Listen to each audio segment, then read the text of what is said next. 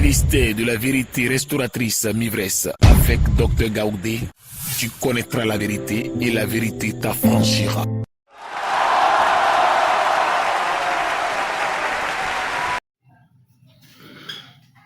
On baisse la tête, c'est le moment de la parole, on va prier. On va demander au Seigneur de lui-même nous guider, nous enseigner, nous instruire. Père, c'est toi la parole. Au commencement était la parole. La parole s'est faite chair, la parole c'est toi. Parle-nous, enseigne-nous, Seigneur. Enseigne-nous ta parole. Enseigne ta parole à tes enfants que nous sommes. Guide-nous, je t'en supplie. Bénis cette parole au nom de Jésus. Amen. La parole d'aujourd'hui que nous écoutons, qui va nous suivre dans cet enseignement, est tirée du livre d'Ézéchiel. Nous allons prendre le livre d'Ézéchiel,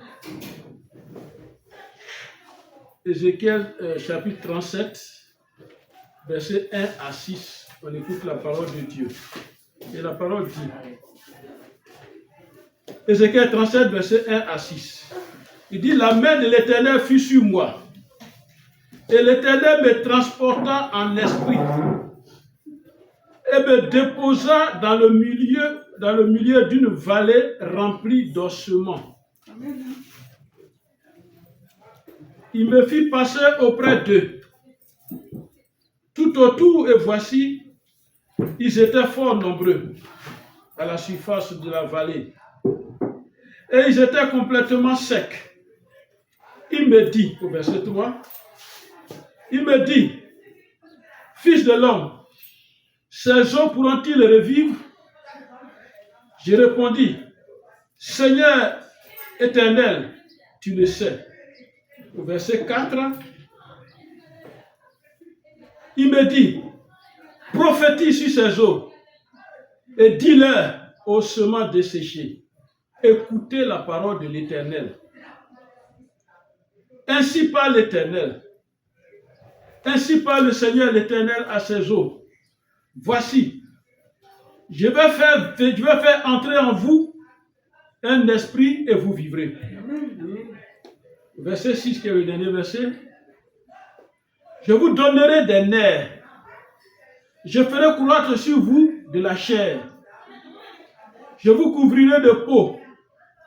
Je mettrai en vous un esprit et vous vivrez. Amen. Et vous saurez que je suis l'Éternel. Amen. Parole de l'Éternel. Amen. Amen.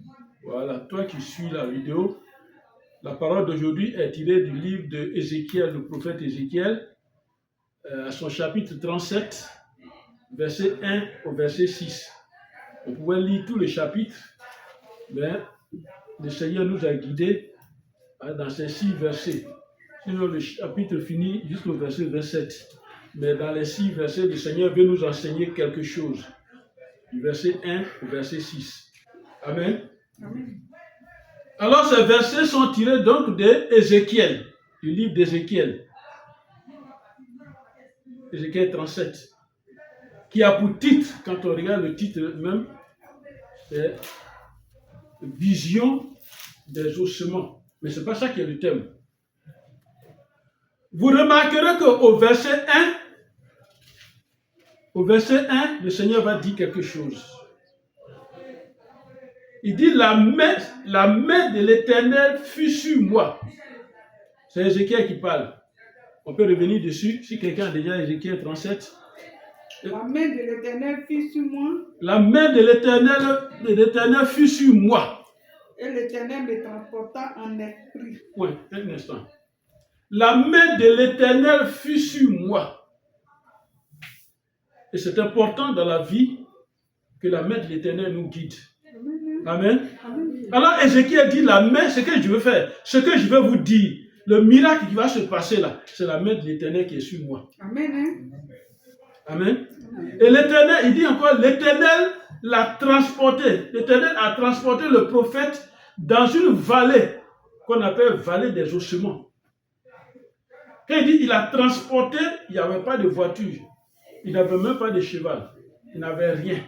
Mais il dit, il l'a transporté. Amen. Amen. Tu peux être assis là pendant que je prêche la parole de Dieu. Pendant que tu suis la vidéo, tu es assis. Mais toi-même, tu n'es pas là. Tu es transporté déjà ailleurs.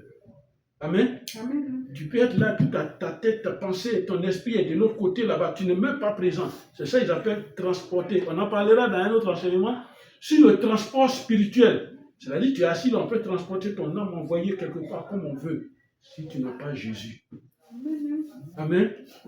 Et c'est ce que Ézéchiel est en train de nous révéler, mais on va rentrer dans les détails dans un autre enseignement. Je ne vais pas rentrer, je ne vais pas continuer. Il dit donc, la vallée des ossements. Alors, dans cette vallée-là, il n'y a que des os, sans aucune chair. Et l'Éternel lui pose une question. L'Éternel pose une question à Ézéchiel. Ils sont rentrés dans la vallée où il n'y a que des os. Et puis, ce n'est pas les os d'un seul homme, hein. C'est beaucoup.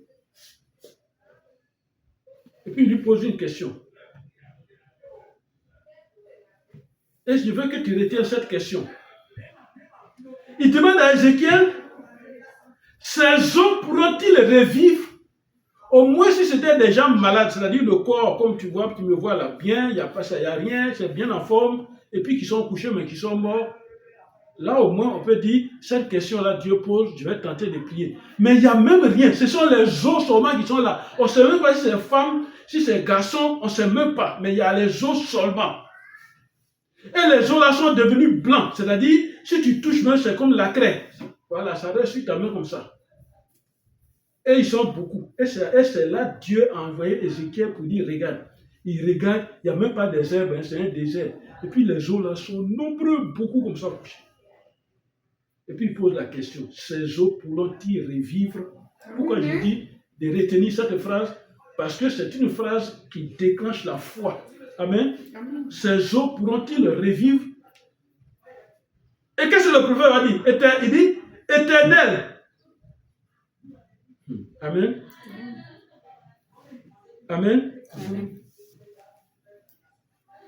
L'Éternel dit, il dit au prophète, est-ce que ces os peuvent-ils revivre? Et il lui dit encore, il dit, prophétise, dit. Amen. Amen. Il dit, parle, prophétise et dit. Qu'est-ce qu'il va dire? C'est Dieu qui lui dit, hein, qui t'a arrêté là, voici les os. Je vais te montrer que moi je suis Dieu. Et c'est pourquoi à la fin du verset là, lisons le verset 6, relisons le verset 6, vous allez voir quelque chose à la fin, c'est que Dieu a dit. Je vous donnerai des nerfs. Je vous donnerai des nerfs. Je ferai croître sur vous de la chair. Oui, continue, c'est pas ça que c'est. Je vous couvrirai de peau. Oui. Je mettrai en vous un esprit et vous vivrez. Voilà, la dernière phrase. Et vous saurez que je suis l'Éternel. Quand quelqu'un dit, je vais faire ça, tu vas voir si ce n'est pas moi qui vais faire. Tu vas voir si je m'appelle Gaudi, tu vas voir. Il dit, tu vas voir si je suis l'Éternel. Tu sauras que je suis l'Éternel. Il n'a pas dit si. Il dit, tu sauras, tu vas savoir que je suis l'Éternel. Amen. Amen. Amen. Alors, dis quelque chose, parle. Chrétien, il dit, parle. Prophétise, dis. Ainsi parle l'Éternel. C'est ce qu'il dit. Ainsi parle le Seigneur l'Éternel à ses eaux. Voici, je mettrai. Il dit, voici, je vais faire entrer en vous un esprit et vous vivrez. Au moins, il n'y a pas chair, mais il dit, je vais faire entrer un esprit en vous et vous vivrez. Mais l'esprit qui va rentrer, c'est dans les eaux. Il dit, je vais faire rentrer un esprit en vous et vous vivrez. Amen. Amen. Et au verset 6, le verset 6, il décrit comment la vie se manifestera après la prophétie, après la parole. Il dit, je mettrai en vous des nerfs. Amen. Il dit, je vous donnerai des nerfs. Je ferai croître en vous de la chair. C'est-à-dire, je vais faire que les muscles vont pousser. La chair va venir, la peau va venir dessus. Les nerfs, les vaisseaux sanguins vont venir. Amen. Entre nous, celui qui a créé sa chose, il dit, lui, il peut faire ça. Et puis, il te dit, il faut parler.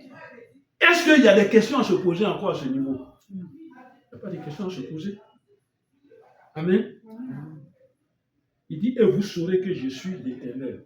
Ça, c'est le test d'aujourd'hui que l'Éternel veut nous donner et qui est tellement important, intéressant. Amen. Amen. Quand je l'ai lu, et que je n'ai pas dormi, j'ai médité dessus, ce que j'ai reçu, c'est tellement joyeux qu'on va partager ensemble. Amen. Amen.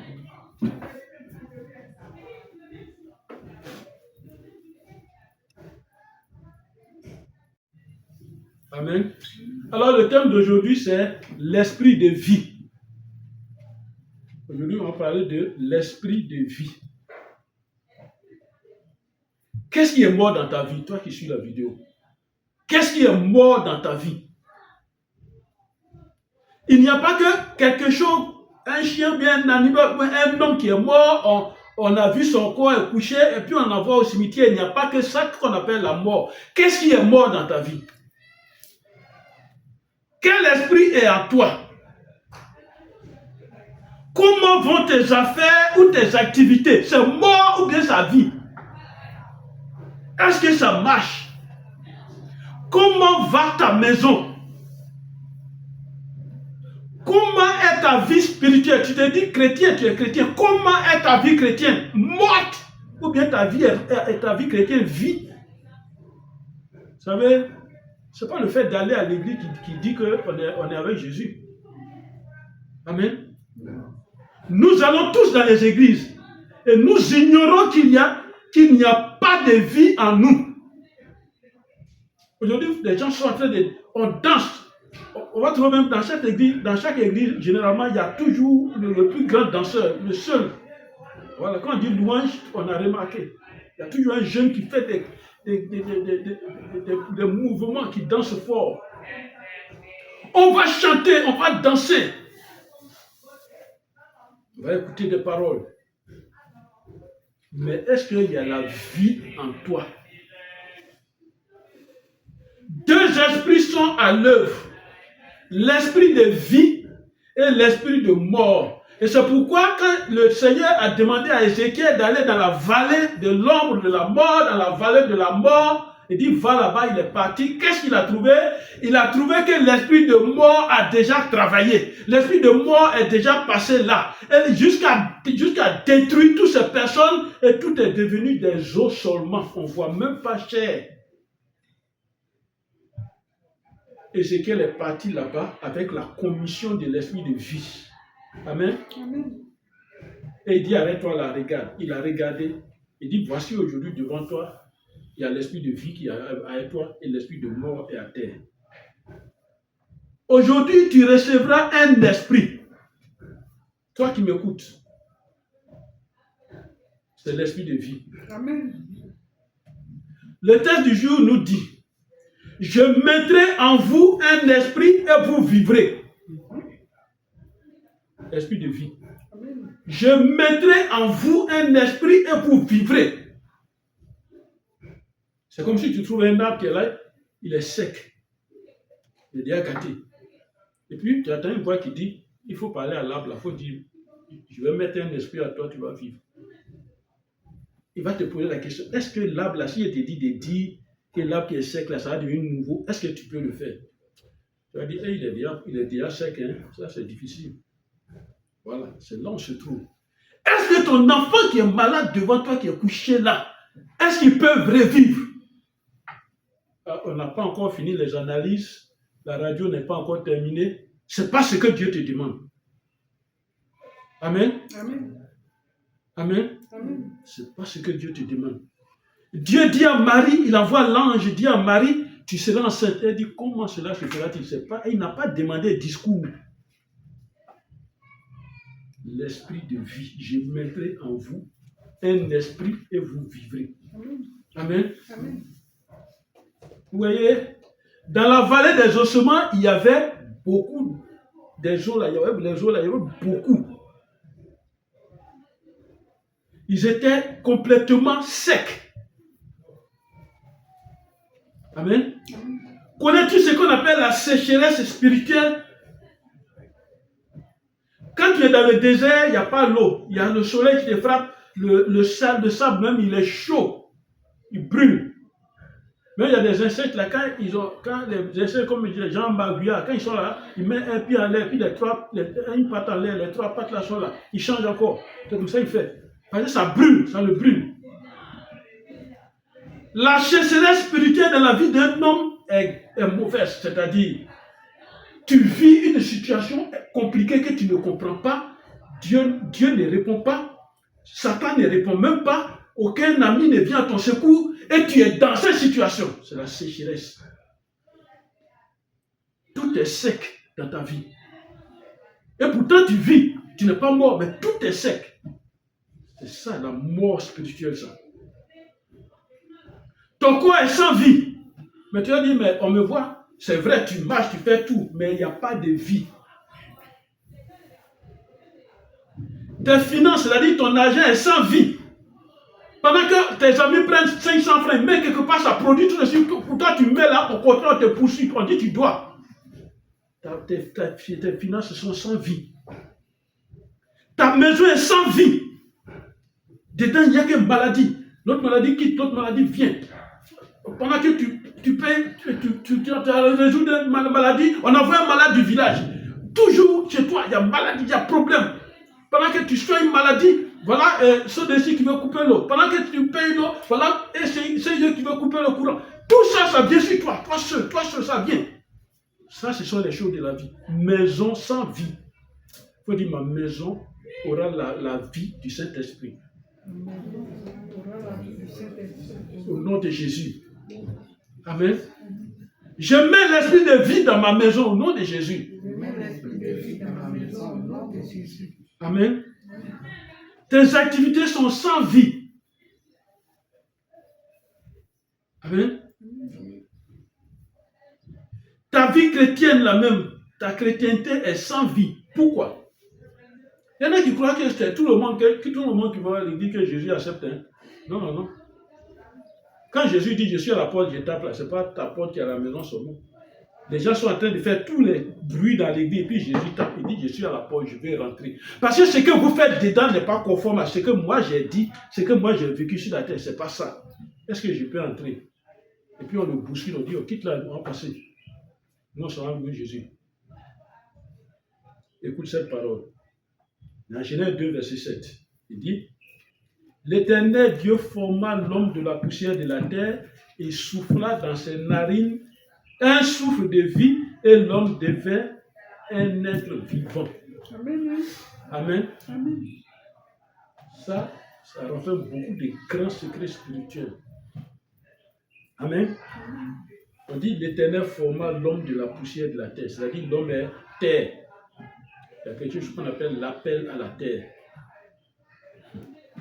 Amen. Il faut dire je refuse tout appel à la terre sur ma vie. Je refuse tout appel à la terre au nom de Jésus. Amen. Amen. Voilà. Qu'est-ce que ça veut dire? Terre. Tu es terre. On dit terre, viens dans la terre. Et puis tu vas mourir. Ça c'est simple. C'est des paroles incantatoires ça. La Bible dit, tu es terre, tu retourneras terre. Tu es poussière, tu retourneras poussière. Vous voyez que le diable il dort, il prend ces paroles puis il les utilise. Amen. Amen. Amen. Il faut dire je refuse l'appel à la terre au nom de Jésus. Je refuse l'appel à la terre au nom de Jésus. Je refuse l'appel à la terre au nom de Jésus. Je refuse l'appel à la terre au nom de Jésus. Amen. Amen. Et puis il dit il souffla en lui un souffle de vie et l'homme devint un être vivant. Un souffle de vie. Nous dépendons de cet esprit de vie. Le souffle de vie là, nous dépendons de ça. Vous voyez qu'on peut tout payer sur la terre, mais ça seulement on ne peut pas payer. Mais deux personnes manipulent. Dieu et puis le diable. Amen. Amen. Alors voyez un peu ce calcul. Ce que nous venons de lire, il a dit, l'homme, plus le souffle de vie, comment tu respires là, plus ça veut dire, c'est égal à être vivant. Là tu vis. Amen. Amen. Et si on enlève le souffle de vie, ça veut dire que tu es mort. L'homme est là, mais il est mort. Amen. Voilà. L'esprit de vie, c'est la puissance vitale de Jésus-Christ. Amen. Amen. Voilà.